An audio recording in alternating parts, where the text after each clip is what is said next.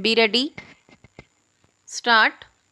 Learned counsel for the petitioner contends that the petitioner is not named in the FIR wherein 8 persons have been specifically named. Stop. The deceased had suffered 2 injuries which are lacerated wounds on his head and abrasions on his hand which are attributed to the co-accused who was allegedly armed with an iron rod. Stop. 3 other persons had received 2 simple injuries each. Stop. The alleged incident is stated to have taken place when the complainant party, which had purchased the land from the co-sharers, had tried to take possession of the same. Stop. The land had not been partitioned. Stop. He was arraigned as an accused on the supplementary statement of complainant recorded on the basis of videography of the incident after 1 month and 10 days, wherein it is stated that the petitioner was also present at the place of occurrence. Stop. He further contends that no injury has been attributed to him and he was unarmed. Stop.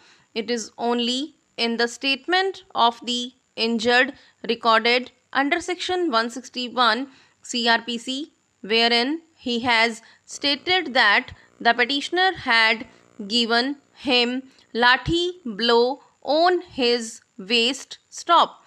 The injuries were found one of 2 to be simple in nature. Stop.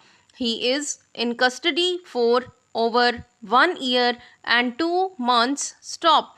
He also contends that the co-accused Anita had been granted regular bail by this court. Stop. Learned State Counsel upon instructions from ASI contends that challan has been filed but charges are yet to be framed. Stop. He, however, contends that in view of the serious allegations against the petitioner is not entitled to the concession of regular bail. Stop. Learned counsel for the complainant has contended that in view of the serious allegations against the petitioner having participated in the commission of the crime with the other accused, he is not entitled to the concession of regular bail. Stop. In view of the above, especially when the petitioner is in custody for over 1 year and 2 months, only simple injuries are attributed to him. On the injured, the co-accused has been granted regular bail. The COVID-19 pandemic and the conclusion of the trial is likely to take some time. I deem it a fit case to grant the concession of regular bail to the petitioner. Stop. Therefore, without expressing any opinion on the merits of the case, the instant petition is allowed. Stop.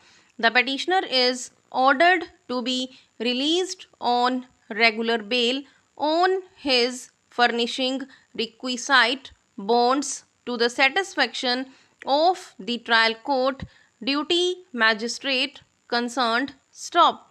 Learned counsel for the petitioner submits that the petitioner, in pursuance to the order dated 3/3/2020, has already appeared before the investigating officer and has joined the investigation. Stop.